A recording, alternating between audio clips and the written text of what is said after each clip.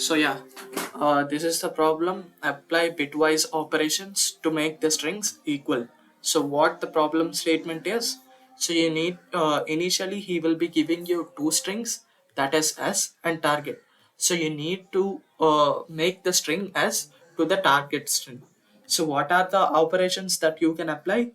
You can choose any two different indices, that is I and J, and you need to replace I and J with OR of the two digits and XOR of the two digits.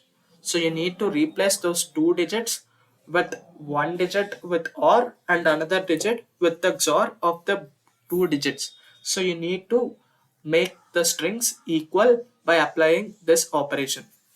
So let us understand this by a test case.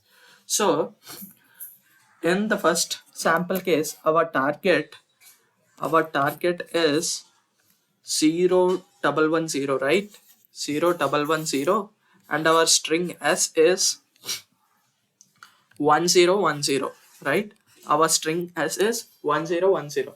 Now if I need to make it equal to the target string, first of all I need to check what are the elements that are mismatching, right? So see, first of all, here we can, if we select I and J, I as this, J as this and I as this, now I can replace I with I or J. So that is the operation, right? Yeah, that is the operation. That is S of I equal to S of I or S of J, and your jth position character can be replaced with S of I XOR S of J, right? S of J. This is XOR. Okay. So this is the operation that you need to perform. If you can select these two digits, now what is 1 or 1? That is 1, right? That is 1, right?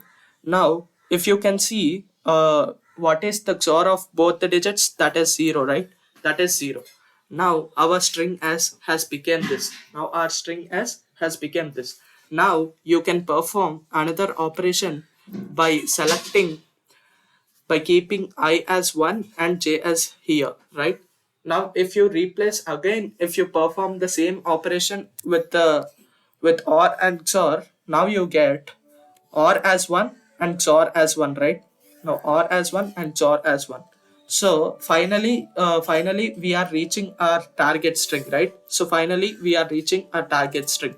So you need to perform this operation n number of times, as many times as you can, and you need to make it equal to the string t, right? So if you can make it equal, then you just need to return true, or otherwise you need to return false.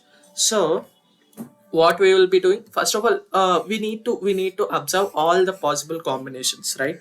So because if you can see, we can replace one digit with or and another digit with xor. So just take all the possible combinations with one and 0 1s. See, here I took three cases because 10 and 01 are same because 0 1s or and 0 1 or 1 0 or will result in the same result, right? So if you can select two digits with C, you can select either in your order. If you can select both ones, you can get the XOR as 0 and the OR as 1, right? And the OR as 1. And if you can select 1 0 and 1 1, then you can get XOR as 1 and OR as 1, right? That means, and you can observe the last case too, because 0 XOR is 0 and 0 OR is 0, right? So you can see here, even if you're selecting the two digits, they are not changing, right? They are not changing because even if you perform this operation, there will be no replacement of characters in your string S, right? Because there will be no characters changing. So can I say this is a waste of operation, because even if you perform, the characters doesn't change. So even if you perform this operation, the characters doesn't change. So I'm eliminating this operation. Now you need to just consider this two. These two operations are the key operations. See, I can explain with you with the test case. Let us say if we are having a string target is equal to 0100, and if our string s is this, and if our string s is this. Now can I say I need to make this digit as 1, right? I need to make this digit as 1 to make it equal to the string t, to make it equal to the string t. Now if you can see what if you need to make a string as 1 1, then what are the numbers that you need to select? That are 0 1, right? That are 0 1, right? So if you can select, if you can select these two indices, if you can select these two indices, I can write in a clear manner. Okay, so I'll just quickly see. This is 0 double 1 double 0, and our string as 0 double 0 1 0, right? So you need to make it equal to the string t. Now what are the operations that you can perform? So first of all, you need to set this bit, right? You need to set this bit. So for that, what we will do, so we will select this two numbers, so that the XOR will be 1. So the XOR will be 1, and the OR will be 1 2, right? And the OR will be 1. Now our string s can become 0 double 1 0, right? Our string s will become 0 double 1 0. Now you need to make this bit as 0, right? Now you need to make this bit as 0. So if you need a bit as 0, now what are the numbers that you need to select? See, these are the operations, right? Because the OR will be 1, and the XOR of those two digits will become 0. So the OR of the two digits will become 0. So what I need to perform? So I need to select these two indices. I need to select these two indices such that my my XOR, my XOR of these two digits will become 0, and my OR of these two digits will become 1. And this result you can keep it in any order, because you have the flexibility to select your I and j in your own manner, right? So I'm replacing the XOR and OR in both the digits in my order, so how I'll keep? Because this, see, 1 or 1 as 1, and 1 or 1 as 0. So this is our final string s, which is getting equal to the string t, right? So if you can observe, I can make any digit as 1. I can make any digit from 0 to 1 if I'm having a single one in my string s. If I'm having a single one in my string s, and even I can make a bit as 0 if I'm having a single one, if I'm having a single one, right? You can observe, initially I was having a single one at this position, and I have made a one, I have created a one in the adjacent position, and I made the previous one as 0.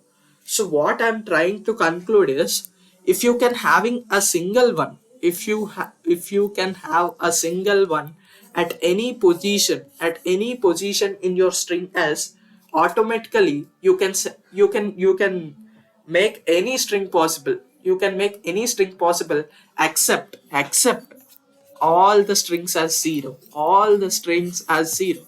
See, I can make this bit as 1, because 0 or 1 as 1, and 1 and 1, 0 or 1 is 1, and 0 or 1 is 1, right? So you can make this bit as 1, and now you can make this bit as 0, and you can perform various number of operations, but there will be a single one will be remained in your string s. You can't make that single one as eliminated, because to eliminate it you need to have another one, right? You need to have another one, and even that too, when you're performing or operation, you will be resulting in one, so you can't eliminate that single one, right? So with so what I'm trying to say is, with the help of a single one, you can make another bit as one, or with this help of one, you can make the another bit as zero. So if you're having a single one, you can perform, you can make any string possible. You can make any string possible. So except this is the special case, right? So if your t is double one and your s is double zero, see, with this help of one, you can make this one as zero, right? You can make this one as zero. Sorry, this is the string s, and if I'm saying this is my string t, that is target. So with this help of one, you can make another one as zero. Your string can become 1 0, right? And now you cannot make this single one as zero, because if you need to make it as zero, then or and XOR needs to be equal to zero, and that is possible in only with the 0 0 case, right? That can only possible with this combination. And and if you're trying to make that if you're trying to make that, and that is a waste of operation, right? Because even if I'm saying you, like, if I need to make it both are zeros, see, if I'm selecting these two indices, and if I'm performing the XOR and OR on that two strings, ultimately the resultant value is not changing, right? Ultimately the resultant value is not changing, because see, if you're selecting 0 0 and you're replacing with OR and XOR, that are still zeros, so that doesn't result any change in the string. So this is the main institution behind this. So if I need to conclude, if you're having a single one, you can make any possible string. You can make any possible string, except all are zeros. Except the string has all zeros. Except the string all zeros. So, if I need to conclude you, see, if your string contains a single one, any possible target combination can be achieved, except all zeros, all zeros. If your target is containing all zeros, then your string S needs to contain all zeros too. Otherwise, it will be a false. And any other combination can be possible by a single one, if a single one is present in the string s. So I can show you my code. See, first of all, I'm counting the count in my string s and my string target. I'm counting the number of ones in my string s and my string t. If my string t contains zero number of ones, if my string t contains zero number of ones, can I say my string s even needs to be equal? Because if my t equal to 0 0, then my s has to be 0 0, and there's no other way we can achieve that string, right? So else even if a single one is present in my string as, I can just return true. So I can quickly submit this. See, you can see that it got accepted for me. So if you understand this, just please do make a like and subscribe.